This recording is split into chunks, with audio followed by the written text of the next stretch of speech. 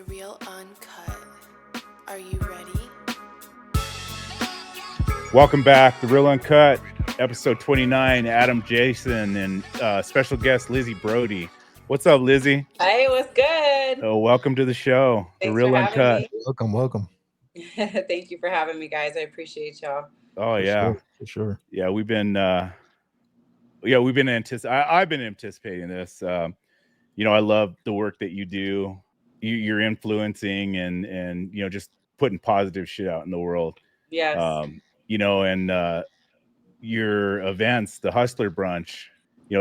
That's a cool concept. I love it. Thank you. And how many are you on now? What number is man. this? It's been a while. It's been years, Yeah. right? So I started this event in 2018.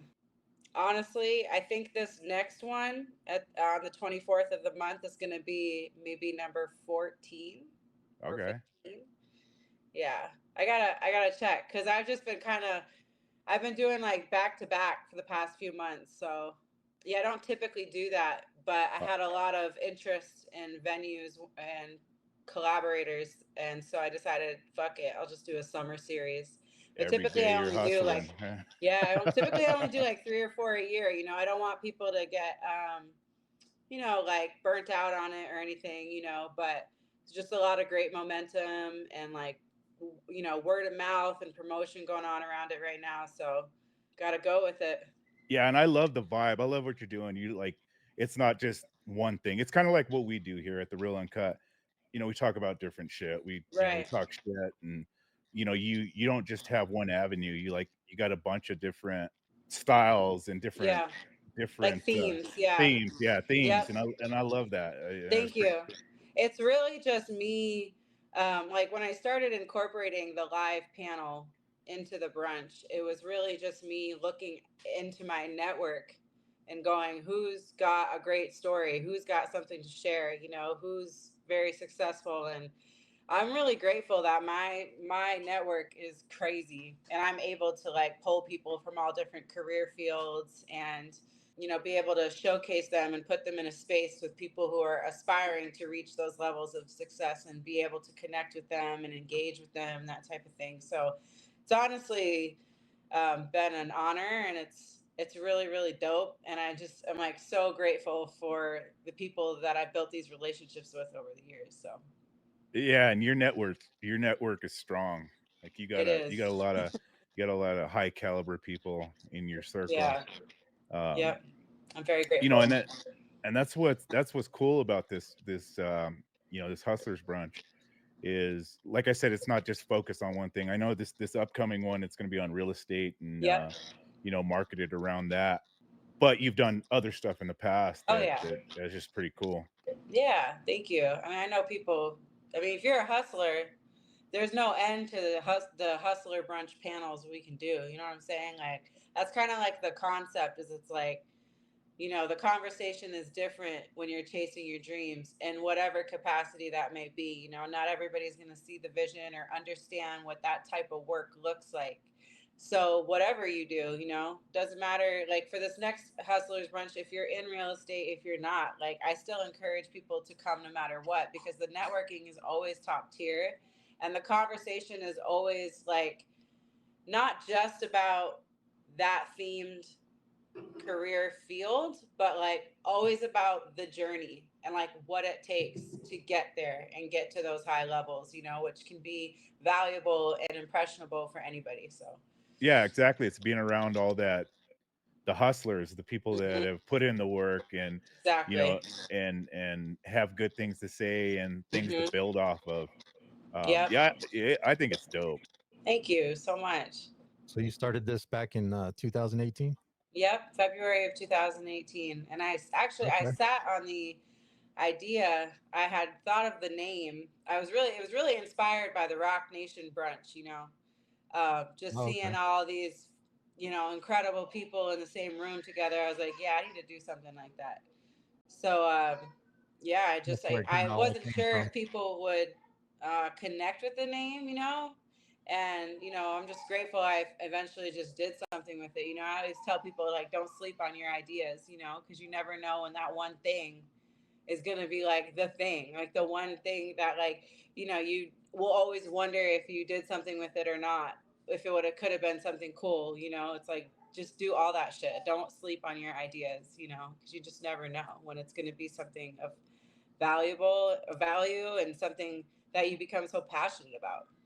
Especially in today's age with social media. Like all it takes is one, one hot video or one hot take or something that you're Yeah. saying that'll become viral, and then Right. you just spread the word of what you believe in, and it catches like a wildfire. 100%. Yeah. Like I tell people all the time,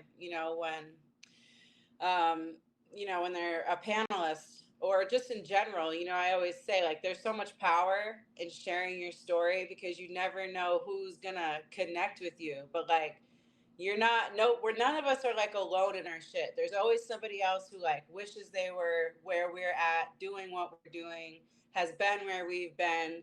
And like sometimes, somebody else just needs somebody to speak on it, to like breathe life and power and confidence into them to like do great things with themselves. Yeah, to spark that flame or whatever. Exactly. Let's see, you started a podcast back in 2022, the Plug Yep. podcast. Yeah, so it was one season of the Hustlers Brunch podcast. I'd love to bring it back. It was really just, kind of post COVID, trying to like navigate how to keep the brand alive and active. I'm not sure if it was hard to get into a space the way that we used to or can now at that time, but either way, I was, same thing. Let me reach out to my network. Let me get these people in a good conversation, and I partnered with the Plug podcast and did a full season. It was dope. Nice. Yeah, we're trying to figure out how to get more people involved with the Real Uncut podcast. Yeah, I mean, I think just like consistency. Yeah, consistency and just like you're doing, connecting with people and For interacting. sure.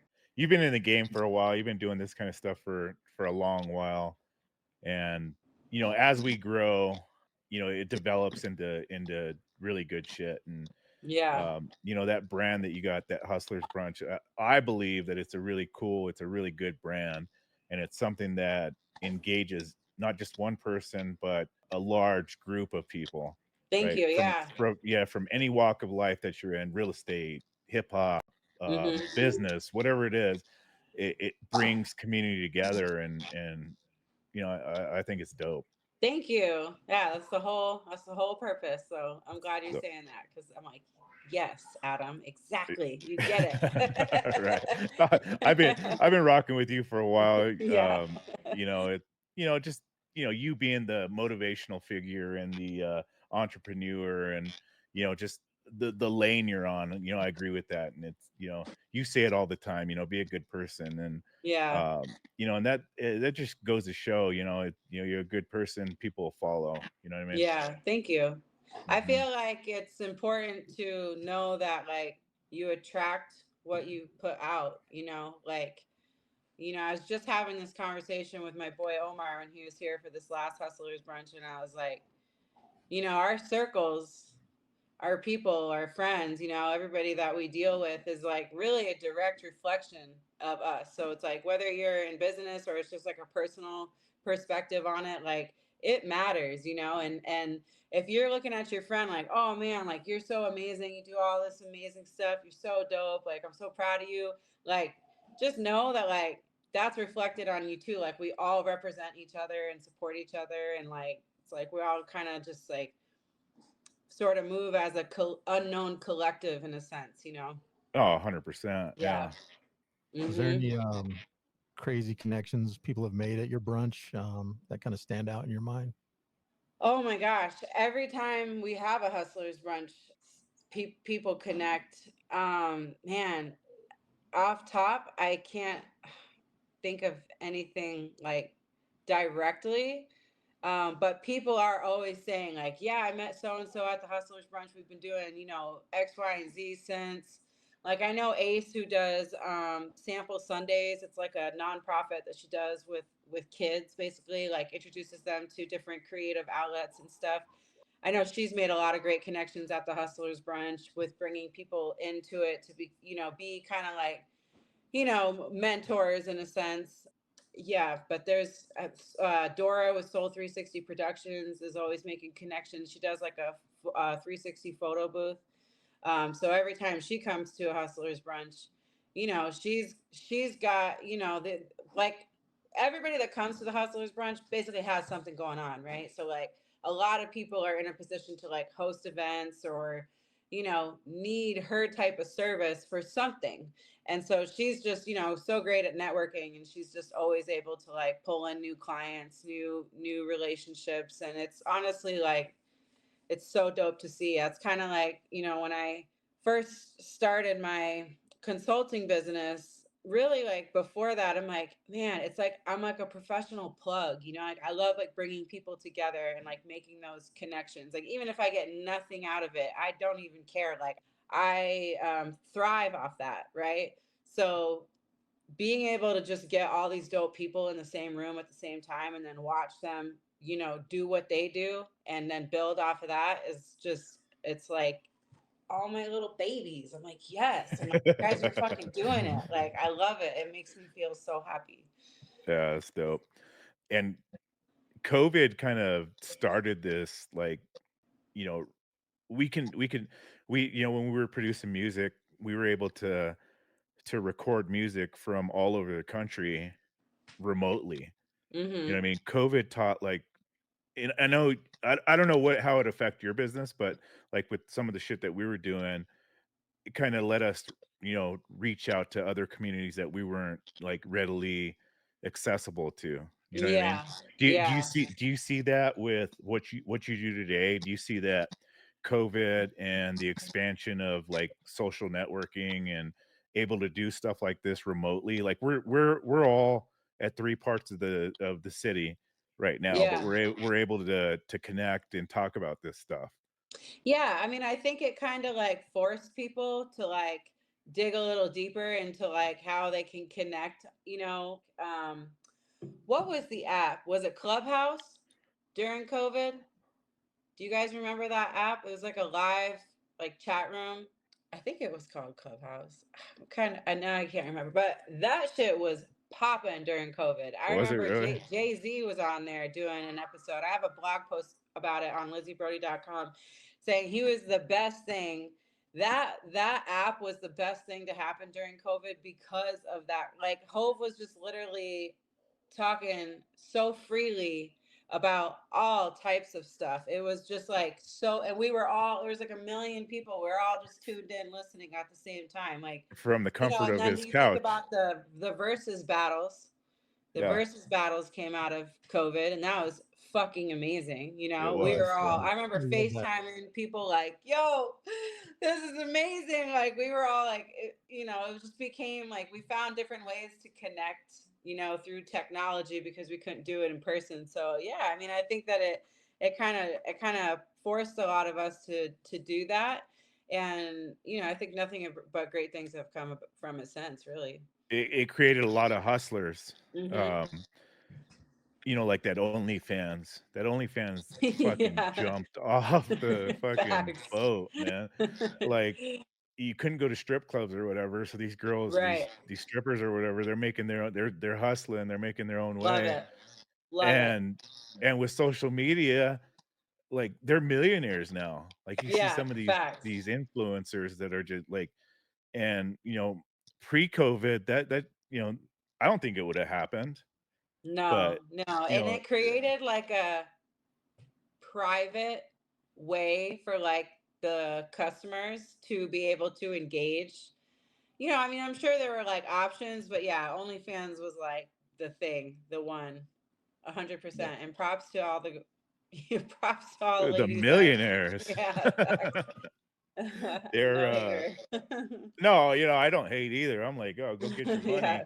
Never And Fuck heard with of you know, it. it. you Never you heard you of see all these influencers, not even the OnlyFans girls, but like some of the dudes too that are just fucking making millions off of that shit. Yeah. I think it's got everybody wondering, do I need to start an OnlyFans? Right? Like, what can I do here? Right. That's funny. Yeah, for real. I mean, that's how we started. Like we got bored at doing shit and we're like, hey, let's start a podcast. We started back in Yeah. 21, like end of 20, early 21, and here we are 4 or 5 years later, still doing this shit. Just because Hmm. it's fun. You know what I mean? Yeah. But I appreciate what where we're at as well to a point. I appreciate what COVID did for us as Right. influencers or whatever you want to call us. Totally. Yeah. Yeah. I agree for sure. Do you have any things you do like giveaways or anything like that to Oh, get at the people Hustlers in the brunch? brunches? Yeah. Are you kidding? I give away like hundreds of dollars worth of shit at the Hustlers brunch.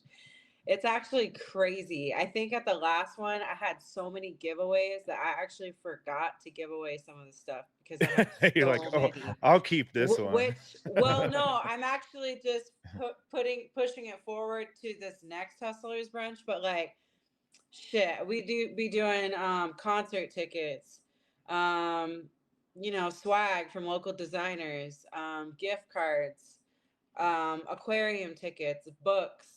Love to give away books. $200 a chef's tasting worth $200 for two to Kona Grill. And shout out to my ladies at the 1-7 agency because they always be holding it down. We've given away $100 gift cards to STK, like hundreds of Yeah. dollars worth of shit all the time. It's like it's Yeah. great, but It's like, doing why wouldn't you go? I know. And Right? like the chances of you going and winning something are pretty high.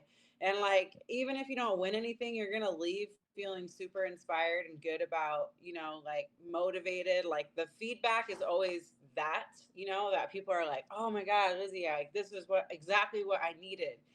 So, but yeah, like the giveaways are the shit. They're really, really so good. And doing a giveaway, for a brand, for a company is a great way to like market your product, market your business. You should always be, thinking of little things you can just give away because it just builds the name, builds the buzz. They're gonna win something, they're gonna turn around and go tell their homie like, yo, I just won, this thing to Kona Grill. I've never been. And they're gonna go, and it's gonna be amazing. Then they're gonna turn around and tell the next person. So It's crazy. It's crazy how like people go crazy for like stickers and t-shirts and ball hell caps and yeah, stuff like that. yeah, And then hell yeah. you slap your logo on it, and it's I've all been money. giving away my stickers for years now. I'll never not give away stickers. Like that's Yeah. like my favorite thing. Like I actually have a sticker collection that's beats anybody else's sticker collection for sure. My sticker Yeah. collection is crazy. Are you bragging? You're bragging right A now. 100%. Yeah, my shit is fire.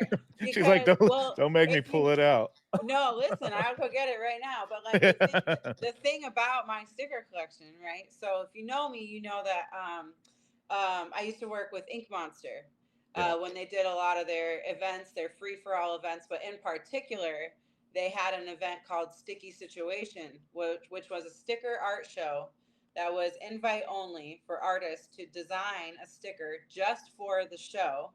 Then Ink Monster would blow the sticker up, the image on, and put it on faux brick because Ink Monster did like vinyl wraps and stickers and logos and branding and all types of stuff, right? So they'd create, this art show basically, but it was a competition, and the first place winner won like $1,500. Like it Oh was wow. some real money. Like it was good. It was fun. And anyways, so what Ink Monster would do was print out, make a ton of stickers of each artist's design at these events. But then these stickers were never made again, right? Like Oh, so they're like they're one-offs. yes, and I Yeah. have so many of those that'll like never be made again by some incredible artists like Claw Money. Like if you know like some good graffiti artists or whatever, Chris Haven, Mike Graves, Shitty Kitten, rest in peace. Like yeah, like my sticker collection Is dope. goes fucking hard. I'll put it up. Is Ink Monster not around anymore? They are still around. Reed had Reed Silverman, who was the founder of Ink Monster, ended up selling the business some years back, and moving on, doing some crazy, amazing things with his life. But yeah, so they don't really do events like they used to. That was really like, something that Reed did, really probably just because it was fun. Yeah. He was able to utilize a lot of his clients, people that he worked with, like Red Bull, Deep Eddy Vodka, lots of different companies like that. Oh, I haven't heard that in a minute. That Deep Yeah, Eddy. yep. And so basically, he would raise enough money in sponsorships to produce these events, but never made any money doing them. He literally just did it for like exposure, for fun, for good client relationships and building, and like he fucking crushed it. And I learned so much from him, and during those days of throwing those events, working those events with him, that was really like that was like school for me. Yeah, So, that exposure is always good. yeah, for sure. I was Um, making t-shirts on the side. Yeah. And, I Yeah. was giving out GNX CDs. Yep. Just trying to get people to follow me. You know what I'm saying? And they're like, "Oh, what do we want CDs for?" yeah, I'm like, nobody listens to CDs anymore, my dude. I know. Shit, at I'm this like, point, "Dude, you better just have a little QR code. they're Yeah, collector items, you know what I So mean? crazy. just get you a face tat with your QR code on it Yep. Right. now. Facts. What's up with that shirt, Jason? Just nah, just something I put together. Yeah, You know, yeah. So I'm Jason excited. has I'm a excited for Jason the has a little side hustle. Okay. Um, yeah. that the roguetees.com. Love it. Uh, I'm excited for the Broncos season. That's all. Yeah. I was like, okay, Broncos gang. right? Yeah. We didn't even plan that. That was just all.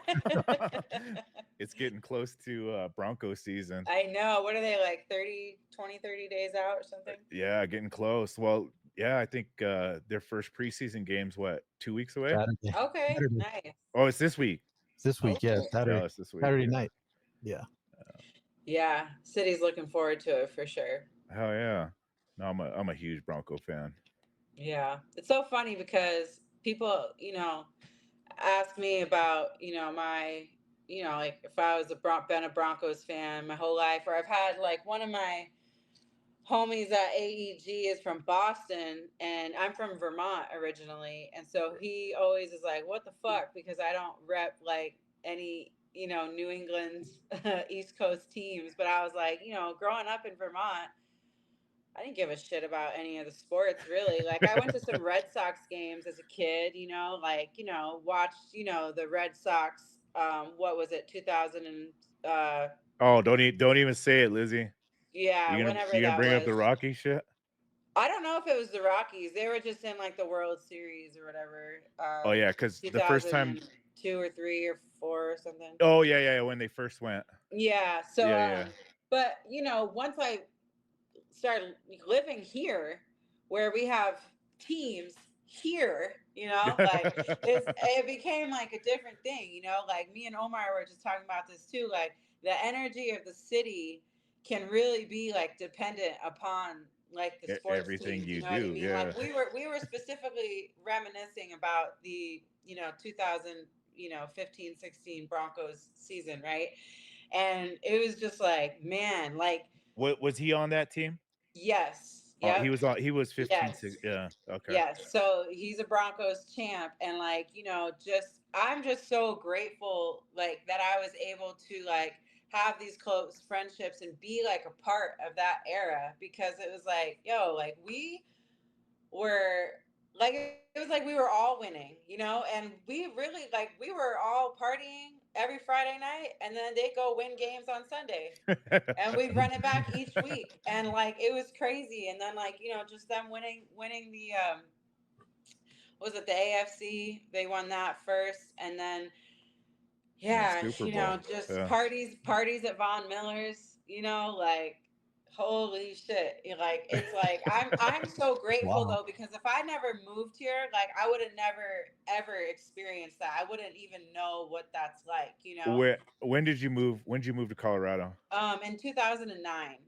So, and Okay, it so took it's me been a like minute. two or 3 years. I mean, I really came when I moved here. I immediately started meeting people. I was really ready to find friends, be out and about. Like I actually found girls on MySpace, because if you remember on MySpace you could search for women or men in this city or between X amount of Oh yeah, miles yeah, in this yeah, city, yeah, yeah, right? So yeah. I would find girls and I'd go look at their pages and I'd be like, oh, they go out, they look cool. And I'd hit them up You're like, my hey, I friend. just moved here. I'm trying to like get in the mix. Like, I'd love to hang out. And shit, that summer, so I moved here May 2009. And literally, like that whole summer, I was at 5 degrees on Wednesdays and Thursdays. I was Yeah. at reggae on the roof on Thursday nights too. Like I was in the fucking mix right away. But I didn't really know people. Like it took a couple years for me to really like, really start being out here, like knowing people, starting to be like at the local shows, knowing the promoters, starting to just get, find my own way. But yeah, looking back is crazy because I was out here fucking with y'all at reggae on the roof right away. That's good. And That yeah, you got to jump in. You got to jump in I head sure first. did. I It's sure fun. did. It's funny. I'm like that. Well, I was born and raised here, but Yeah, like I can't go to Walmart or Target or King Supers without running into somebody I know. that's so And funny. Yeah, yeah, it's just I guess I got that personality. You know what I mean? I love to yeah, talk. I love to meet new people. for Um, sure. I got a lot of connections, and I vibe with you on that. And it's just that personality. Yeah, Um, just being letting yourself get out there and meet those people. yeah. It's like it took me kind of taking that route, really like unintentionally. Like it really happened really organically for me, and I think that it was kind of like learning how to put my personality to use and realizing that there's value in just like who I am and how I speak to people, how I connect with people. And I really didn't know what I was doing right away until a few years in, when I was like, oh, okay. Like I was calling myself a marketing consultant before I ever knew what marketing actually was. Like for real, I was just going for it. But like that's kind of the beauty and like me and my experiences and like my knowledge now is that I learned it in a very organic way. I learned it by doing it. I learned it under mentorship. Like I never went to college for any of this shit. I didn't even graduate high school. So I feel like that kind of gives me like a little pocket that makes my style, my connections a little bit different. You kind of tone it down and put it in a nutshell, but I mean, some of your connections are freaking huge. Yeah, Like you roll with Method Man, you roll yep, with. I've seen pictures of you with Raekwon, like a yep. lot of the Woo. Yeah. Um, where did you build those connections? Like when did you? So yeah, it's so funny because I always like to just let people know that like I was just a fan. I mean, I'm still a fan. I'm still a fan of these guys. Like, I'll never not be a fan. I'm always gonna love what they do, support them. Yeah, But like, I saw those Nikes that you were rocking the other yeah, man, I gotta, you shit. And what's funny about those Wu Tang kicks is I've never bought sneakers off of the sneakers app. Yeah. And I was like, I'm fucking doing it. And like, sure enough, I was all logged in with my size and my address and my money hooked up. And I was like, and I couldn't believe that I got him. I'm like, this is so cool. Like, I was like, I see why people do this, but How yeah, much you spent on them? I don't really, huh? How much you spent on them? I don't even know. Like I don't even. maybe like 150, maybe Oh, that's 150, not bad. I thought you were gonna say like 400 or 500. No, I bought them like just when they went on sale. There was like two sales of it, so I hit the second one. But yeah, so like I was just watching How High in high school, like everybody else, smoking weed after school, trying to not get caught and shit, like laughing with my friends, like But basically, um, before I moved to Colorado, I had come out here in 2006, because my oldest brother had moved out here. My other older brother, he moved out in '06, and I basically drove out with him and stayed a few days and flew back. Well, while I was here, they were like, oh, there's a Method Man show at the Fox in Boulder. I was like, Yeah. we gotta go. And like we went, and I was like, we got there so early, there was like 10 people in the venue. I was right at the stage. I went to the stage. I did not move. I was like, I'm here all night. I had like my camera. Um, so Meth was on the 421 A Day After tour, which is like one of my favorite Method Man albums, really just because of like the time, seeing him live in concert for the first time. And like I remember he was like throwing up the woo with people in the front row, hit me with it, right? I was like,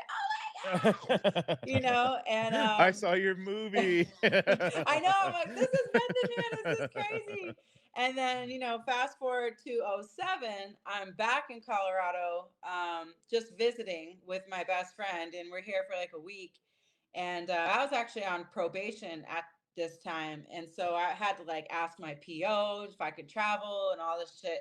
And so Redman's on the Red Gone Wild tour. Sure enough, he's playing the Fox Theater in Boulder. So we're like, fuck it, let's go. So we go and like it's great time. And of course I'm not smoking any weed because I'm on probation, and I was like sure that my PO would like test me when I got back to Vermont. So I was being good. But yeah, I was just like watching the show, and this guy comes up to me. He's like, "Yo, like, what's up, shorty? Blah blah blah. You trying to come backstage?" I'm like, "Hell yeah! I need a Oh ticket. yeah, I need a I'm ticket on for my probation, friend but though I'll too." go. I'm like, "Yeah, fuck yeah!" So we end up going backstage, and at the Fox Theater, it's like downstairs, their green room, and we go Yeah. down there, and yeah, we just end up like kicking it with Redman. The person who brought me backstage was his cousin Marky, who was the dude sleeping on the floor in Redman's fucking MTV Crib episode and shit.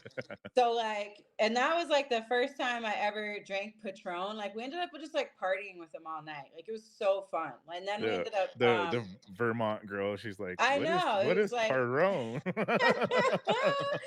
was so crazy, but it was like fun. Like I'm like, all right, this is cool, whatever. Like I ain't even like fuck it. I've kind of always just been like that way. Like fuck it, I'm down for Go with the whatever. flow. And Yeah.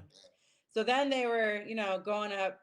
Doc had the Aggie Theater in Fort Collins the next night, so we go up the next night, party all night. 2008, Red and Meth are on the Blackout 2 tour. So Yeah. we stayed connected through all this time. And then we hit like me and my friend hit like 3 shows that they were at out there on the East Coast. And then fast forward to '09, I'm out here now. So then, they're doing Rock the Bells at Red Rocks. So that was the first time, that was the first show that I saw them out here in like once I was living in Colorado.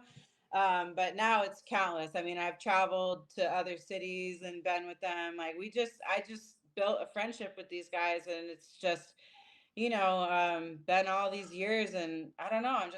I'm so grateful. They're like, Red and Meth are definitely like a couple of my biggest allies in the music industry. Raekwon and I really got close, like maybe like 5 or 6 ish, 7 years ago. But yeah, like people ask me all the time, like how I built these relationships. And I think that it's just, I'm a very humble person, and I understand that they just have cool jobs, and they're just kind of like Oh regular yeah. people too. And like, you got to appreciate them and give them their flowers, but also like just be cool, I don't know, be genuine, but also like, I think one thing for me is that once I started making a lot of connections and having like media connections, when I was doing a lot of brand placements, I started to bring a lot to the table. So Yeah. I was more than just like the homegirl. I started like, they saw me start to like pick up this momentum of like working with all these people and being able to bring value to the team. And not even just that, I'm watching how things operate backstage, and I'm able to start participating in that too, because you start to just develop an eye for like the details. Like, do they have their water on the side of the stage? Is there a pack of towels right there for them? All right. Like, is the room clear for them? Like just little details. And I've been lucky to learn all that. And I apologize if y'all hear my son crying, but It's he's all one. good. Okay, he's one, and he's He's one. He's throwing a mad. fit. So It's late. yeah. So yeah, but like I'm really grateful for my, my industry relationships, and very grateful to call them, friends that Yeah. have like turned into family. So I don't personally know either one of them, Red or Meth, but they seem genuine. They seem like yeah, they're they good really are. dudes. They are. And it's And just you just speaking on the whole thing, it's like, I can see that. And I don't know, they just carry themselves well, and Yeah. they've had a long historic career, right? we Yeah. were- we were talking about Meth on one of our you know last episodes or whatever, Hmm. about how how he's involved with the NFL now. And it's like, just talking about all the Wu members, like Yeah. how they like the super groups and stuff like that, Yeah. that how they progressed into everyday figures, not just part of a band or part of a group. Yeah. They're relevant outside of the Wu. You know what I mean? Exactly. They're still relevant today. Yep.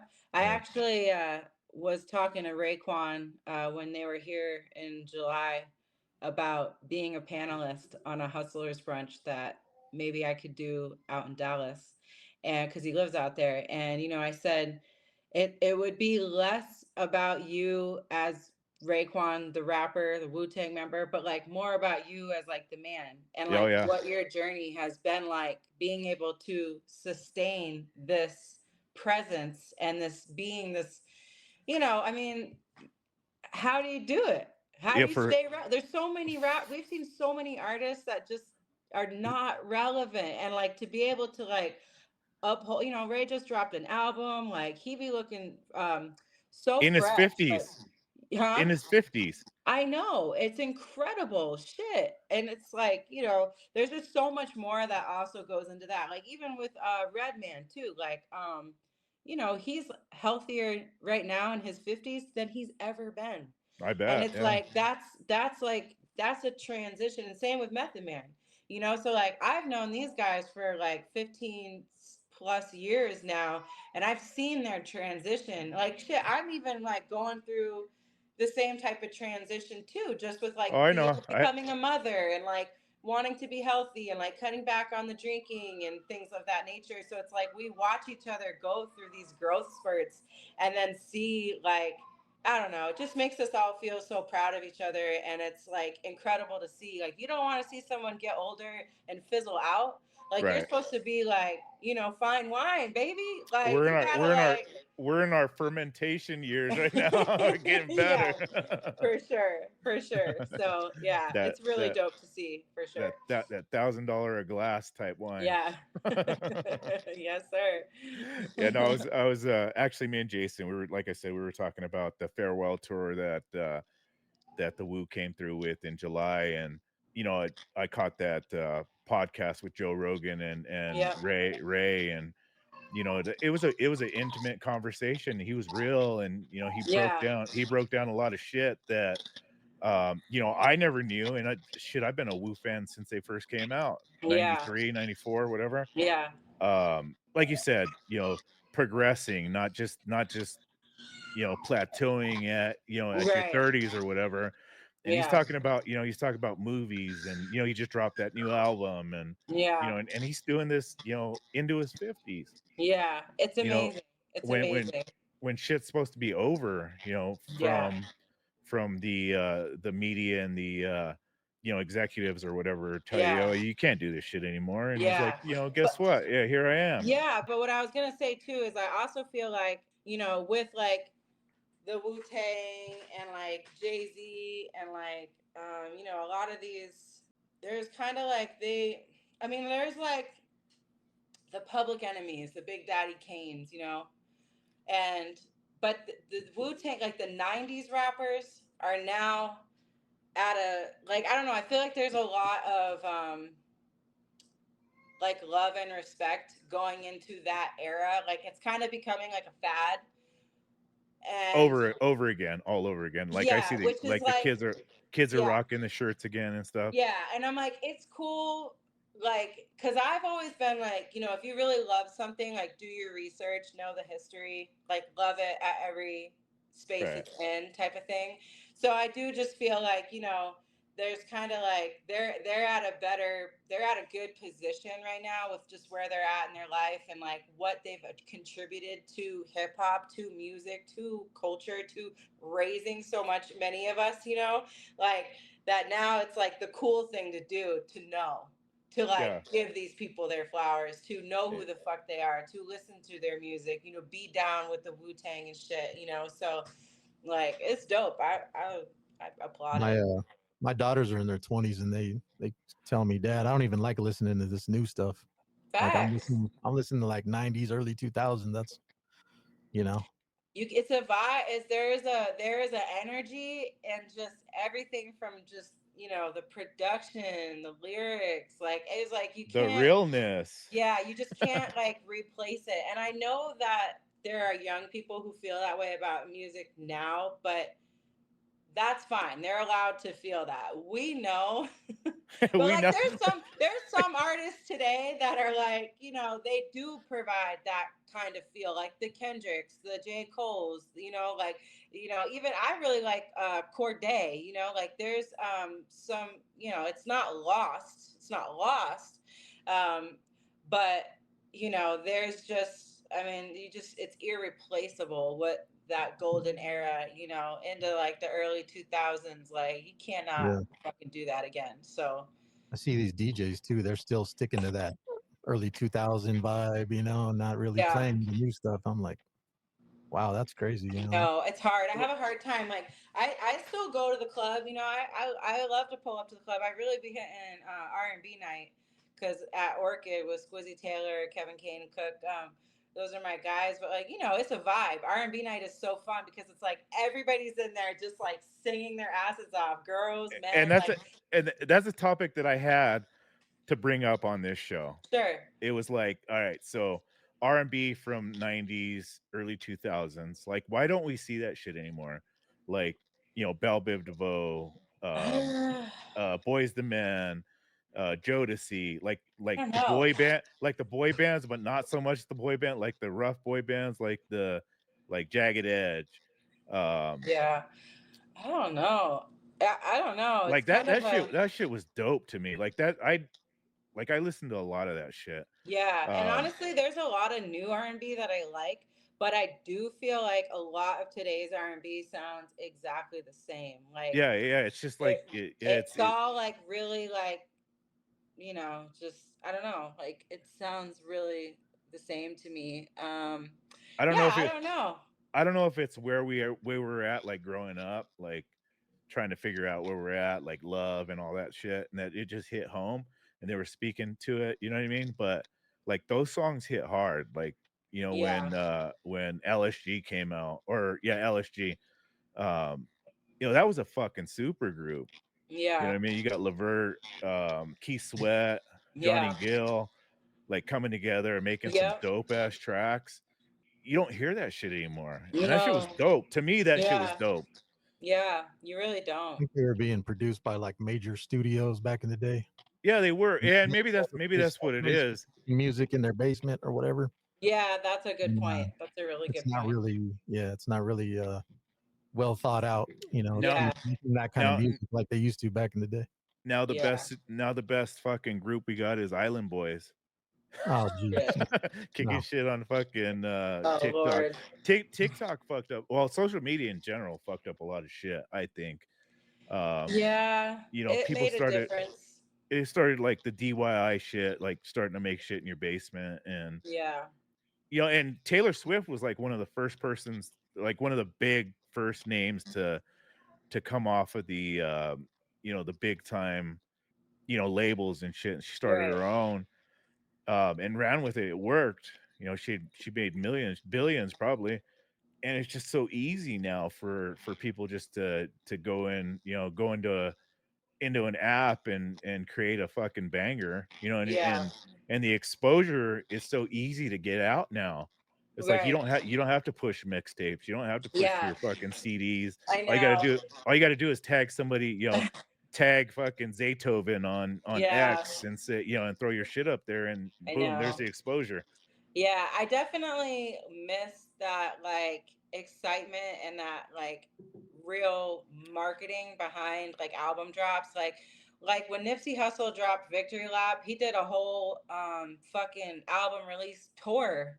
And I loved that. I was Yeah. like, yo, he's literally hitting every city doing an album release party. Then he's going on tour, like type shit, like, or no, I can't remember if it was one before. I think it was I think he did the Blue album Laces. tour release party first.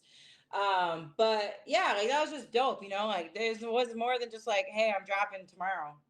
Yeah, And you yeah, know what I exactly. mean? Like so many artists are just they just drop and it's like, Ca- okay, Catch me. cool, but there's It, no build up. Like Clips just did a huge rollout for their album. That shit was dope because they are like had performances and fucking interviews and like there was a whole, like dropping singles type shit, which is how it should be. And then they boom announced their tour, which they are coming to Denver.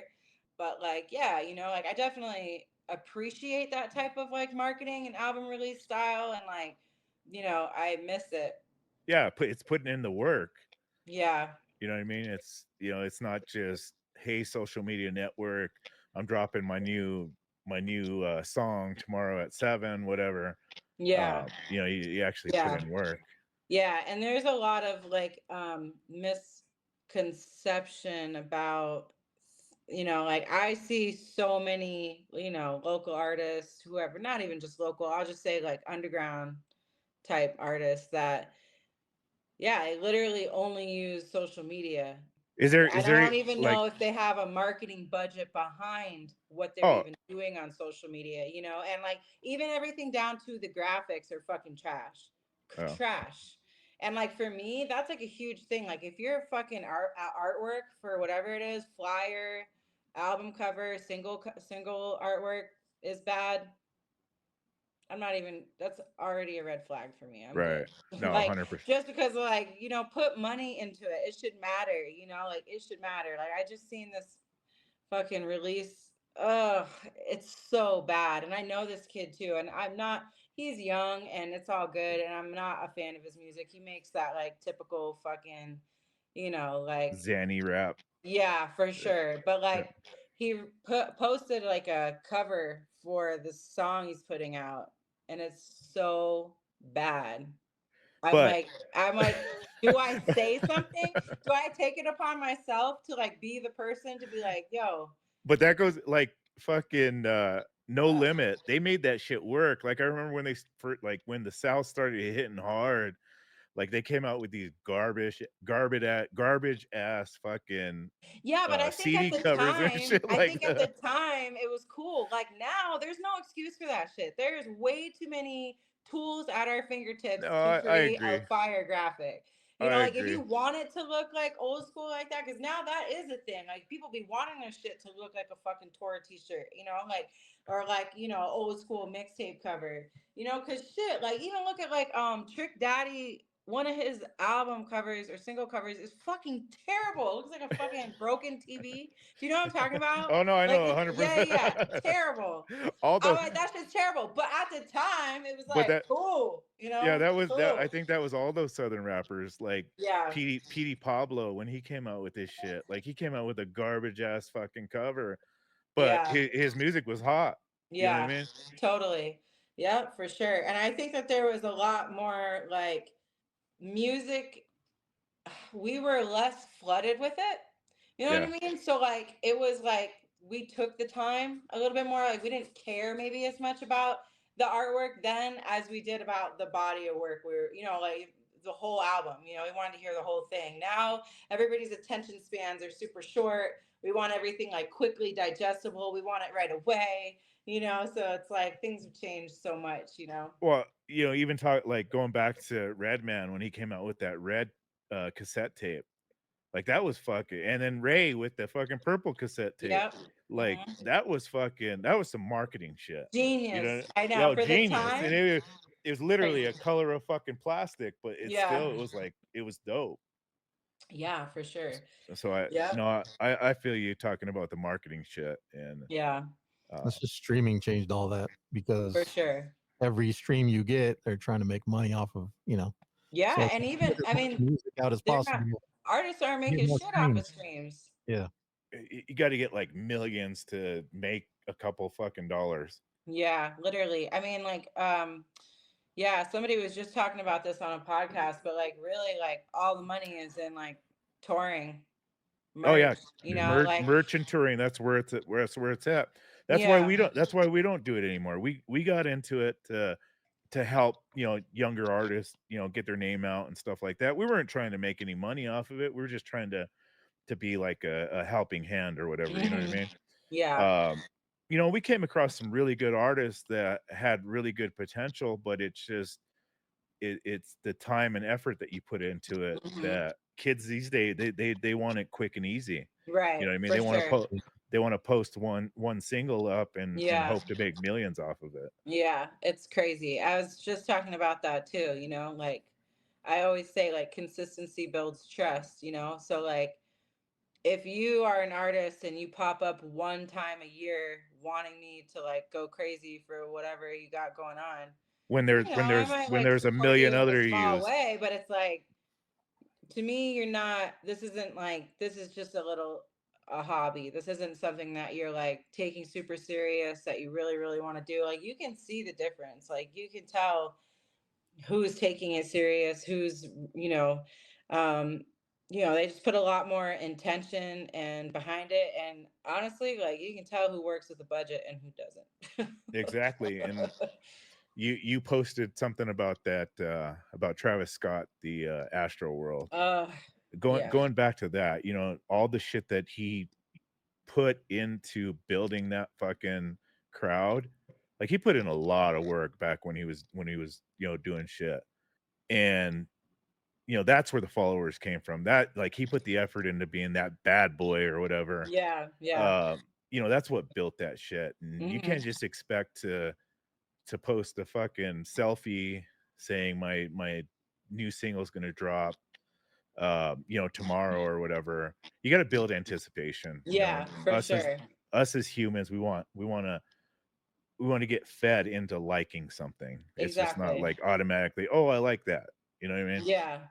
I I'm remember a back ride in or the day, die. I used to I used to pull up in the morning before the store opened just to get the CD when it came out. You know what I mean? Yeah, totally. But yeah, I now I, I like you worked said, at the there's I no worked at the music store, so I didn't motivation. have to pull. I'm just kidding. Nice, nice. Open. No, but I know what you mean, Jason. Yeah, I know you would have like when the Woo or Raekwon or when all these other people used to drop their singles. That's back when you can buy singles, the Yeah. single tapes before the albums Yep. came out or whatever. Building anticipation, building, you know what I mean? Um, yeah, and I think that's where we're lacking. Everything's too like quick right now. Yeah, for sure. But Tyler the Creator just put out an album, right? And my boyfriend, my kid's father, is a huge Tyler the Creator fan. And so he's going to Tyler's festival in November in LA.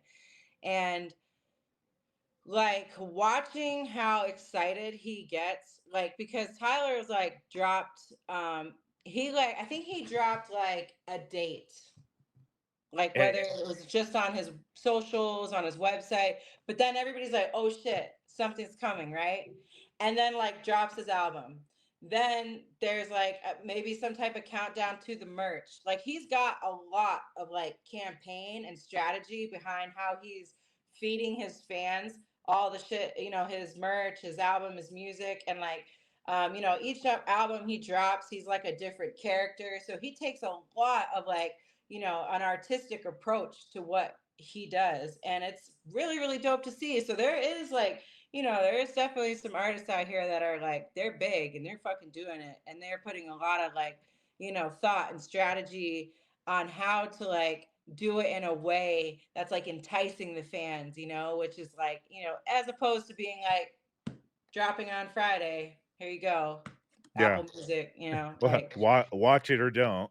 right, like whatever. uh, See ya, whatever. Yeah, for sure. I think it makes and a big difference. It makes a big difference. Because people like watching my boyfriend. His younger sister is a huge fan too. They're going to this festival together. Watching their like excitement is like that's not just it's here. it's That's like dope. Yeah, thousands of worldwide. people are Yeah, doing this all over the world. Yeah, so it's like it's cool. They're definitely him and his team are onto something for sure, and they're doing great with it. I know that's dope.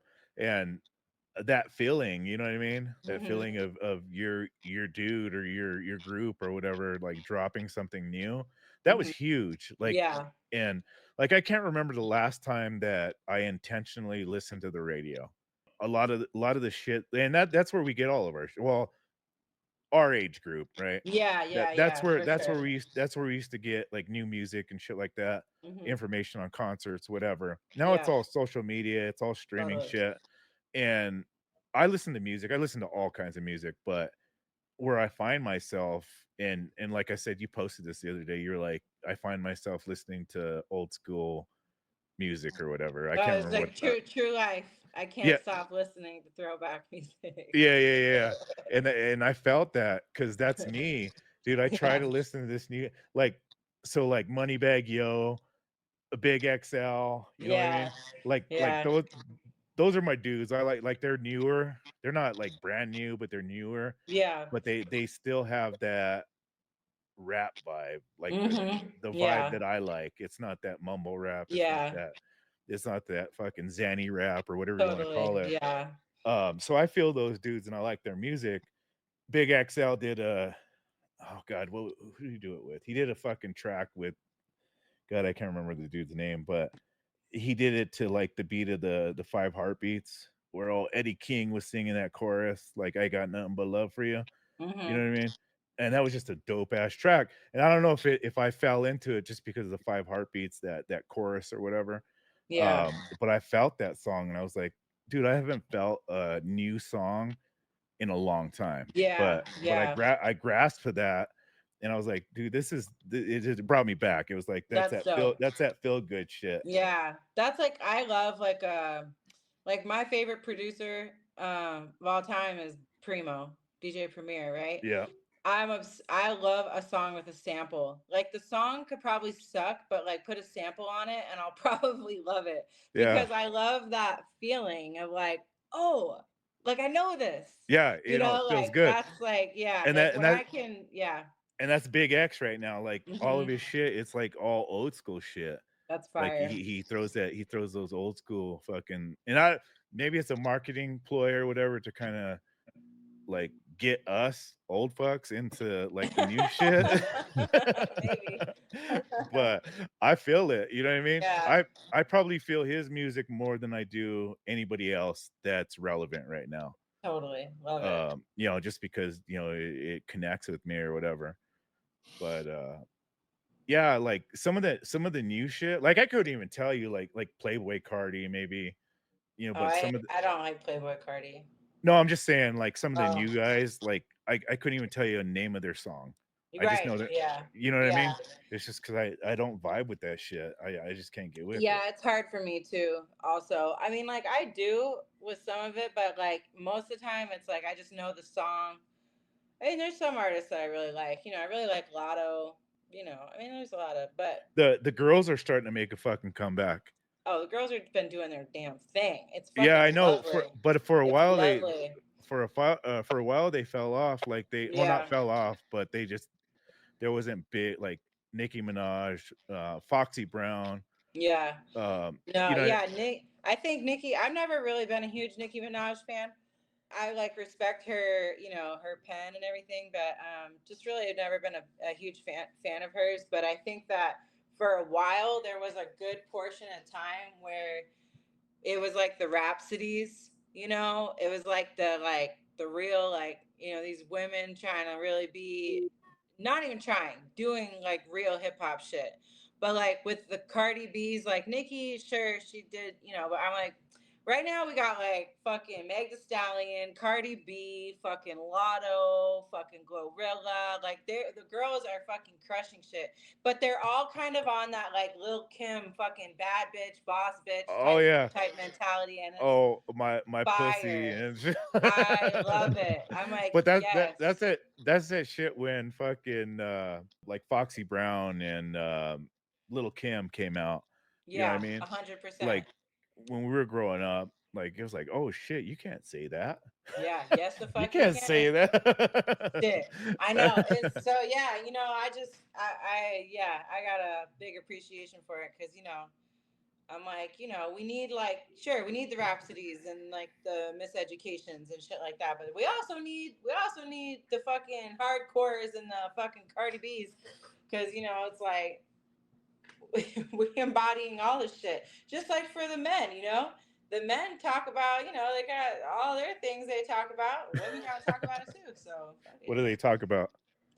You know, the money, the bitches, the fucking, you Oh, know. I thought you were gonna get X-rated. No, no, no.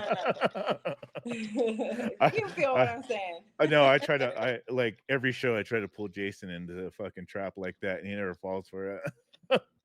I know you're going with it. No, but for real, yeah. Like like we were talking about, like little Kim, like she came out and like that was some foul shit that she was talking. Not foul, but it was like It's shit that we were. shocking. Yeah. Yo, it was Her shock album value. covers too. Oh fuck yeah, with like a sheer So, shirt and yeah. shit like that. And you know, Mhm. Yeah. back then that was all fucking Legs spread taboo. open. Like we weren't like girls aren't supposed to do that outside of the group or whatever. You can't put Yeah. that out there, you know what I mean? But yeah, that's what, like, I appreciate Meg the Stallion. Like she works that shit, she owns it. And Yeah. um, you know, a lot of these other Glorilla and fucking, you know, all these new girls that are coming out, they're still vibing on that shit. Yeah. Yeah, you know, and Yeah. keeping it relevant. Yep. Jason, you've been quiet. What you got, So, bro? I'm just kind of taking it in because I mean I don't really listen to any of them. So I'm like, you know, I don't listen to Glorilla or, you know, I'm mostly West What do Coast. you I like a what's lot of on your West Coast. No, so I've known Jason since like the 90s. We fucked around with music back in the day and still have up until right now. And I've always been an East Coast guy, like Mm. always. Yeah. Um, he's always been the Dre dude and the fucking Tupac, and I've always been the Diddy and Biggie. That's so funny. Well, you know, Yeah. for me growing up, I had my two older brothers, you know, was really my like intro to hip hop because I was always just trying to be up under them and listen to what they were listening to. And they were listening to a lot of Ice Cube, a lot of Snoop Dogg, a lot of Dr. Dre. That was like most of it, you know? Like I kind of had to take it upon myself to start listening to, I mean, like, you know, 96, 97, you know, I'm watching MTV, watching the fucking Source Awards and shit. You know, I was 11, 10, 11, 12 years old. But like being like 6, 7, yeah, it was a lot of NWA and Ice Cube and all Yeah. that shit.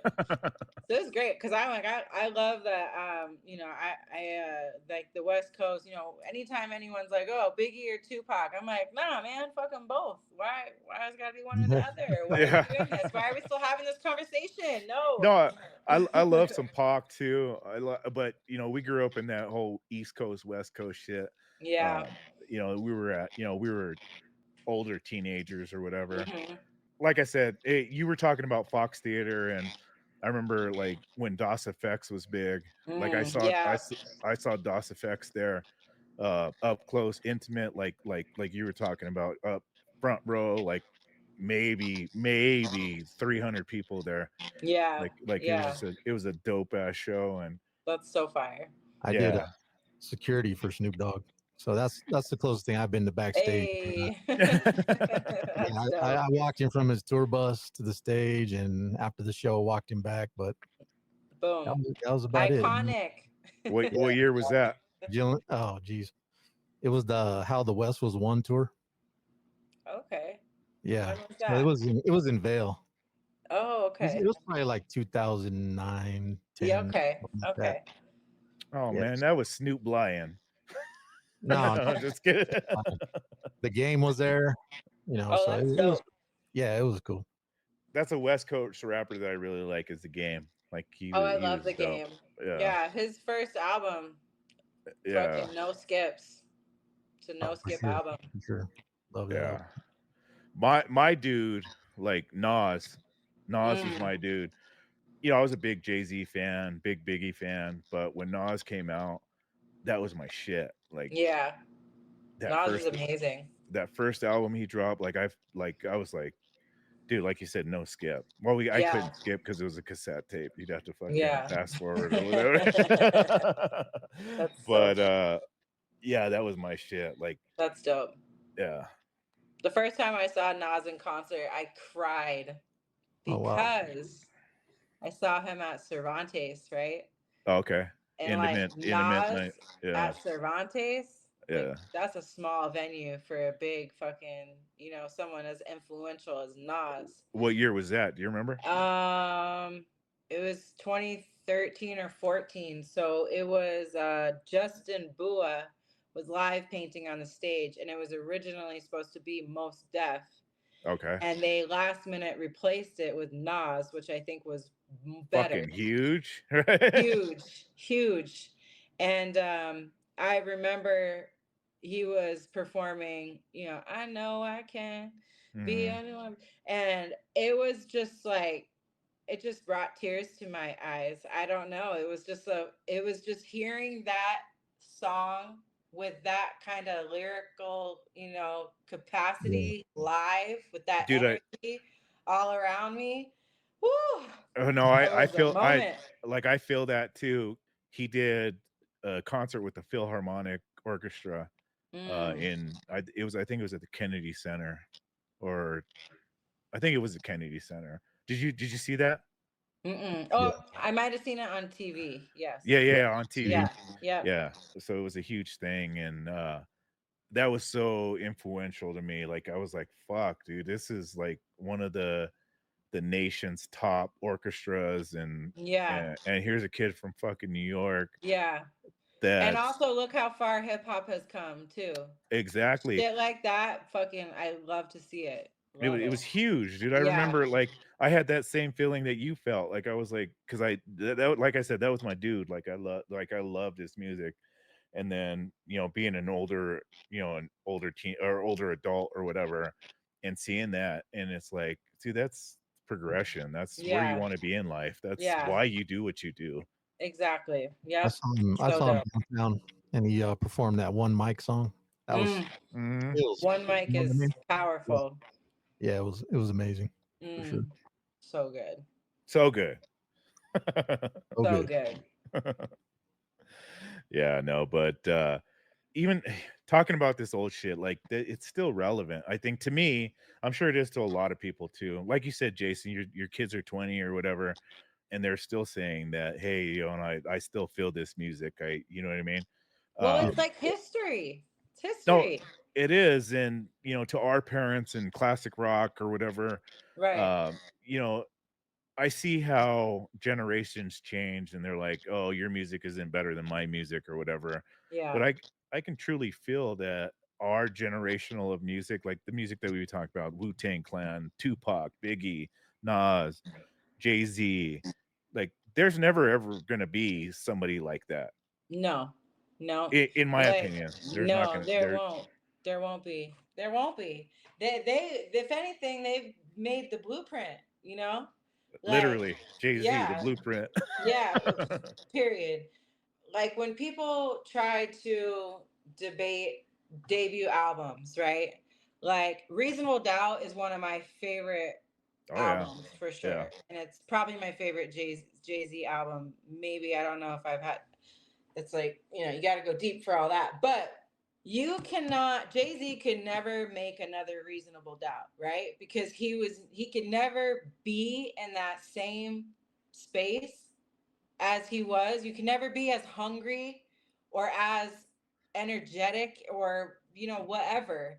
Even with like Lil Wayne, when little people compare Lil Wayne albums, mixtape Lil Wayne versus album Lil Wayne, shit like that. It's like when these artists drop these albums, when it's their debut or whatever, like they can't do that again. They can make Right. another great album, but they cannot recreate. Like he can't recreate Reasonable Doubt.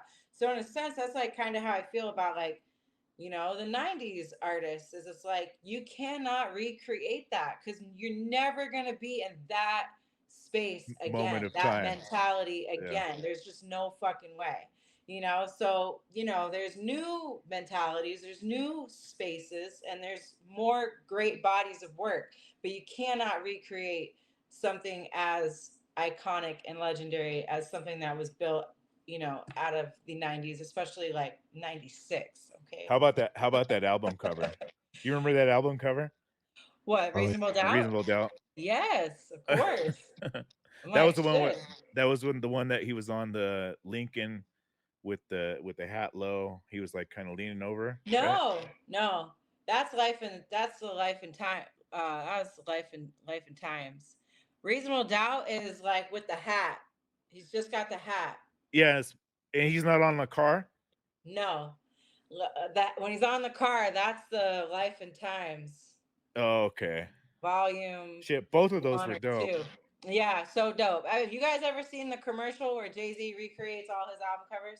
Oh yeah, yeah, Fire, that's amazing, amazing. It iconic. just goes to like one set to the Yeah, next instantly. uh-huh. Yeah, So dope. crazy. Yeah, I remember Reasonable Doubt when that came out, and they were just bumping that on the radio. I was like, oh my gosh, this is It's just so fucking good, dude. Like, ugh. so good. Yeah, Every song, no skips. The album is no right. skips. Yeah, that was good. Yeah, that was good. I'm And one looking of at my it. favorite lines, he says, "My motto: stack rocks like Colorado."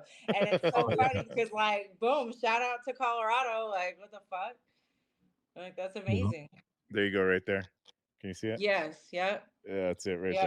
there. Mm-hmm. Yeah, that was a Yeah, dope. I'm pretty sure Life and Times, Volume 1 or 2 is It him was on sitting that on the car. car. Yeah, yeah. Yeah. that Nas album too that came out shortly after that was in like '96. Oh yeah, that was his debut, right? Or no, No, Nas Oh, debuted his in debut was like '94. 92. 92 was 92. not. Dre Yeah. produced that album, I think.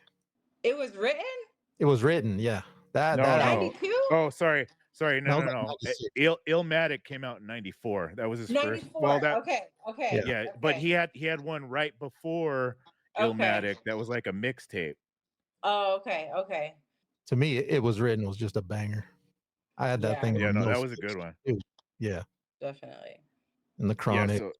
so Illmatic was his first LP or whatever. Mm-hmm. Um he came out with a mixtape right before that, like 92, 93, Okay.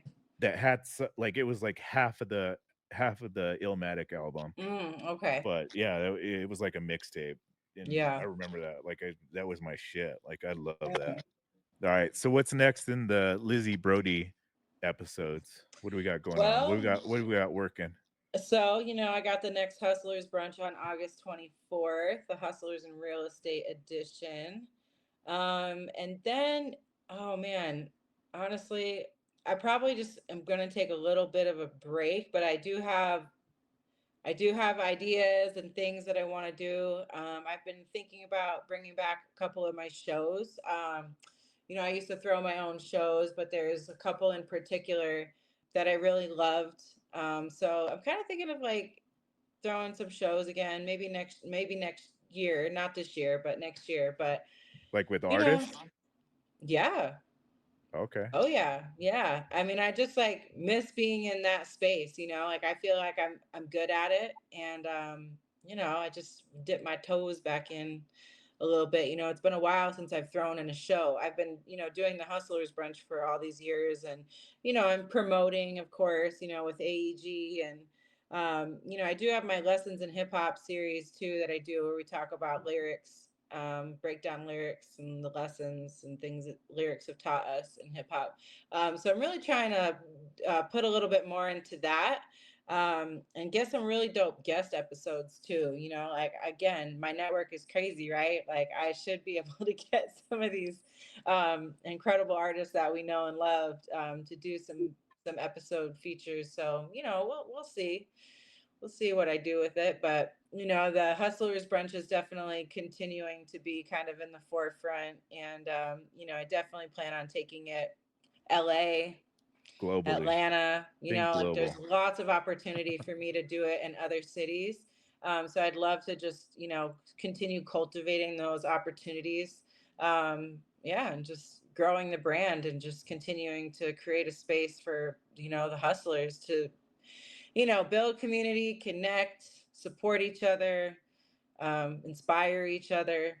Yeah. So I have we have an artist that we work with. I'm gonna have him on the show here Okay. either next week or the week after. He recently just changed his name, but he used to go by the name of E Pill. He's got a very cool voice, and his type of music it's dope. So cat I'll let you know when we have him on. You can Sure. listen to Yeah. it, Please and do. I'll share some music with you. But Dope. Dope. You know, I really feel his shit for being a local up and comer. Yeah. I think he's got a bright future, Dope. and you know, I'm excited for him and pushing for him or whatever. And like I said, I'll let you guys know Yeah, when please we do. get him on. For sure. Yeah, no. So I appreciate you being on the show. I appreciate Yeah. it's been fun. I can't wait to get to one of your hustler brunch Yes, events. please do. You know, my real estate peeps, I know I got a bunch of you guys on this show, or you know, following this show or whatever. Reach out to Lizzy. I'm going to put her information in the Yes. comments, or Tap I'll post in. it. Yeah, I'll post it on a post or whatever. But get a hold of her, get involved with this. You know, make some connections. Yeah. You know, it's a good thing. She's pushing love and doing all the right things. Thank you, Adam. No, appreciate you. Appreciate it, Lizzy. Thank you. Yes, thanks you guys. Thanks for having me on. Oh, Lizzy Brodie. Thank you Gang, for gang. thank you for tuning in to the Real Uncut. As always, keep it raw, keep it real, keep it uncut. Yes, sir. Peace. Peace.